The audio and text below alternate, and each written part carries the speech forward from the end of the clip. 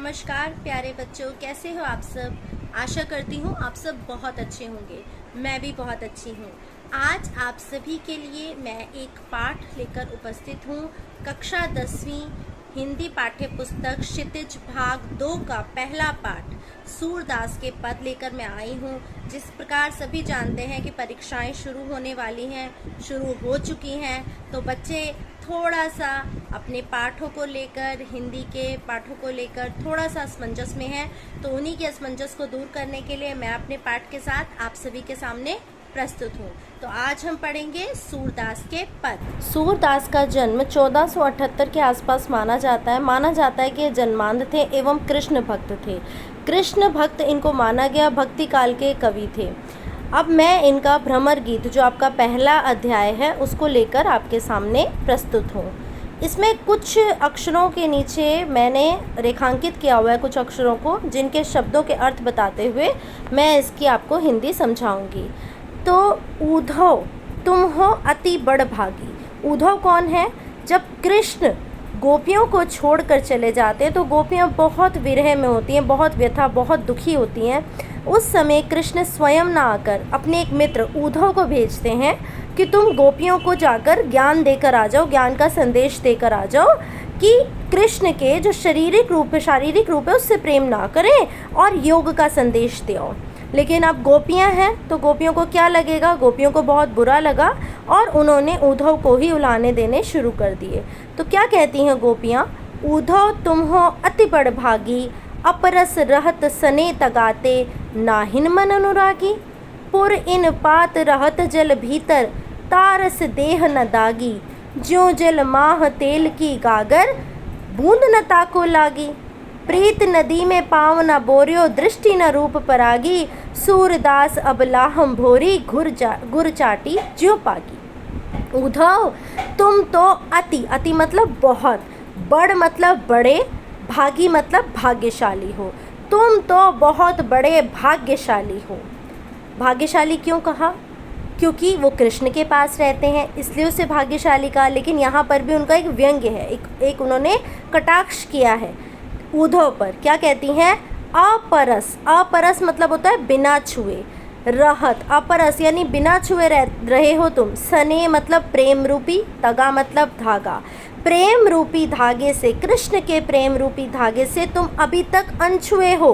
नाहिन मतलब नहीं किया, मन अपने मन को, अनुरागी का मतलब होता है कृष्ण के प्रेम में तुमने अभी तक अपने मन को नहीं डुबोया।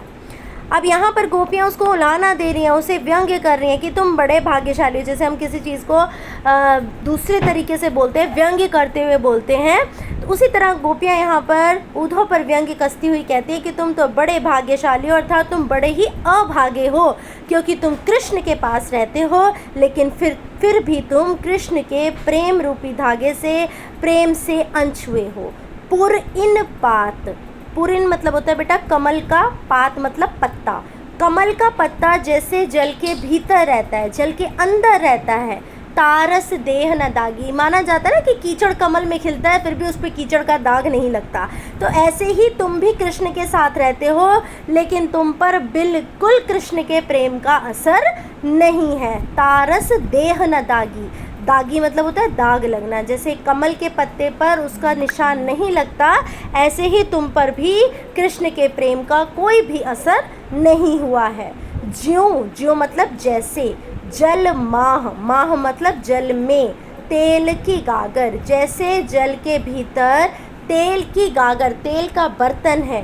बूंद न ताको लागी, लेकिन हम देखते हैं ना कि जैसे जल उसके अंदर है, जल के अंदर तेल का बर्तन है लेकिन उस पर पानी की बूंद नहीं लग सकती, ऐसे ही तुम कृष्ण के पास रहे हो लेकिन उस पर उसका कोई भी असर तुम पर नज़र नहीं आता। प्रीति, प्रीति मतलब होता है प्रेम, प्रेम रूपी नदी में, इसमें रूपक अलंकार है बेटा, प्रेम रूपी नदी। प्रीति नदी में पाँव न बोरियो, पाँव मतलब पैर, बोरियो मतलब डुबोना। तुमने प्रेम की नदी में अब तक अपने पैरों को नहीं डुबोया है। दृष्टि न रूप परागी, और ना ही तुमने अपनी दृष्टि को परागी मतलब होता है रस ग्रहण करने वाली। जैसे आप देखते हैं तितलियां फूलों का रस ग्रहण करती हैं तो उसे पराग कहते हैं। तो यहाँ कहा गया तुमने कभी भी अपनी दृष्टि को कृष्ण के प्रेम को धारण करने वाली या उसका रस ग्रहण करने वाली नहीं बनाया, तुमसे बहुत अच्छी तो हम हैं। क्या कहती हैं? सूरदास अबला हम भोरी। अबला मतलब होता है जिसमें शक्ति नहीं है, बल नहीं है। हम अबला हैं, मानते हैं हम अबला हैं। हम भोरी, भोरी मतलब भोली भाली हैं। गुड़ चाटी ज्यों पागी, लेकिन हम कैसी हैं? हम भोली भाली हैं लेकिन हम ऐसे ही हैं जैसे गुड़ के साथ चींटी चिपकी होती है, और चींटी क्या होती है? गुड़ के साथ चिपक के अपनी जान दे देती है लेकिन वो गुड़ को नहीं छोड़ती। ऐसे ही हम भोली हैं, हम कृष्ण से प्रेम करती हैं और कृष्ण के बिना हम एक पल भी नहीं रह सकती। तो मैं कुछ शब्दों के अर्थ आपको बता देती हूँ एक बार दोबारा से। अति का मतलब बहुत ज़्यादा, बड़भागी बड़े भाग्य वाला, अपरस जो बिना छुए हो, तगा मतलब धागा, नाहिन मतलब नहीं, अनुरागी मतलब प्रेम में पड़ना, पुरिन पाद मतलब कमल का पत्ता, ज्यों जल माह मतलब जिस प्रकार जल के अंदर, गागरी मतलब बर्तन, प्रीति नदी मतलब प्रेम रूपी नदी, बोरियो मतलब डुबोना, परागी मतलब रस ग्रहण करने वाला, अबला मतलब जिसमें शक्ति कम हो, बल कम हो, भोरी मतलब भोली, गुड़ मतलब गुड़, चाटी मतलब चीटी और पागी मतलब चिपकना। ठीक है, तो हम दूसरे पद पर आ गए हैं। इसी प्रकार अब गोपियों ने उनको उल्हाना दिया कि भाई हम जो हैं वो बहुत भोली भाली हैं, हम तुम्हारी तरह नहीं है, क्योंकि तुम तो कृष्ण के पास रहकर भी कृष्ण के साथ कृष्ण के में नहीं जुड़े हो, तुम कृष्ण के साथ नहीं जुड़े हो। तो इसमें कुछ प्रश्न भी बनकर आते हैं। जब हमारा ये ख़त्म हो जाएगा उसके बाद मैं इनके प्रश्नों पर चर्चा करूँगी।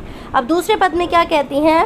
मन की मन में माझ रही, कहिए जाए कौन पे उद्धव नाही परत कही, अवधि आधार आस आवन की तन मन बिथा सही, अब इन जोग संदेशनि सुनी सुनी बिरहनी बिरह दही, चाहती हुती गुहार जिते थे उतते धार बही, सूरदास अब धीर धरई क्यों मर ज्यादा न लही। अब क्या हुआ? कृष्ण वापस नहीं आए। कृष्ण वादा करके गए थे लेकिन वो लौट कर नहीं आए। तो मन की बात कैसी थी गोपियों की? मन में ही रह गई। मांझ मतलब बीच में ही रह गई, पूरी नहीं हो पाई। कहिए जाए कौन पे उद्धव, उद्धव तुम बताओ कि कृष्ण से जाकर हमारे मन की बात कौन कहेगा? ना ही परत कही, अर्थात कोई भी ऐसा नहीं है। अवधि, अवधि मतलब होता है समय। हमने एक समय को आधार बनाकर उनके आने का, आवन की मतलब आने के लिए कि इस समय कृष्ण आएंगे, ये सोचकर हमने इंतज़ार किया था। तन मन बिथा सही, बिथा मतलब होता है व्यथा, व्यथा मतलब होता है दुख। यानी हमने कृष्ण के आने के इंतज़ार में, उस समय के इंतज़ार में हमने उस दुख को सहा था, लेकिन वो तो आए नहीं। अब इन जोग, जोग मतलब योग के, संदेशनी, संदेशनी मतलब संदेशों को, सुनी सुनी मतलब सुन सुनकर हमारा विरह जो है, हमारा दुख जो है वो और ज़्यादा बढ़ रहा है। दही का यहाँ मतलब बेटा क्या है? बढ़ना। विरहनी मतलब जो गोपियाँ हैं वो विरहनी हैं, दुखी हैं, और उनका जो विरह है, जो दुख है वो बढ़ रहा है। चाहती हुती गुहार जिथे थे, जहाँ से हम कृष्ण को बुलाना चाहती थी, पुकारना चाहती थी, उतते धार बही, उधर से ही उल्टी धारा बहती हुई जा आ रही है। कौन सी उल्टी धारा? उद्धव आ रहे हैं, योग का संदेश ला रहे हैं, प्रेम रूपी कृष्ण नहीं आ रहे हैं बल्कि योग का संदेश आ रहा है, अर्थात उल्टी धारा बहती हुई आ रही है। सूरदास अब धीर धरई क्यों मर ज़्यादा न लही। सूरदास वो गोपियाँ कहती हैं कि अब कैसे धीरे धारण करें, धैर्य धारण करें, क्योंकि कृष्ण ने ही अपनी मर्यादा का पालन नहीं किया है, तो हम धैर्य धारण कैसे करें। तो यहाँ किस मर्यादा की बात की है? प्रेम की मर्यादा। प्रेम में जो कृष्ण ने वादा किया था उस वादे का पालन नहीं किया, स्वयं ना आकर उद्धव को उनके पास भेज दिया। तो छात्रों, जैसे कि आपकी परीक्षाएं चल रही हैं, तो आपका अधिक समय ना लेते हुए मैं जल्दी से ही इसके अगले 2 पद लेकर आपके सामने उपस्थित होंगी, और साथ में कुछ अभ्यास प्रश्नों के साथ, जिन प्रश्नों को परीक्षा में पूछा जा सकता है। क्योंकि आपको पता है अब दोनों ही प्रकार का प्रश्न पत्र हमारे सामने आ रहा है। वस्तुपरक प्रश्न भी इससे पूछे जा सकते हैं और वस्तुनिष्ठ प्रश्न, MCQs टाइप के जो क्वेश्चन है वो भी आपकी परीक्षा में आ सकते हैं। तो ऐसे ही छोटे छोटे प्रश्नों के साथ मैं अपनी अगली वीडियो में आपके सामने आऊँगी, और आशा करती हूँ, उम्मीद करती हूँ कि आपको मेरे ये समझाए गए पद समझ आए होंगे और आप मेरे चैनल को छोड़ो ठीक है, ओके बाय।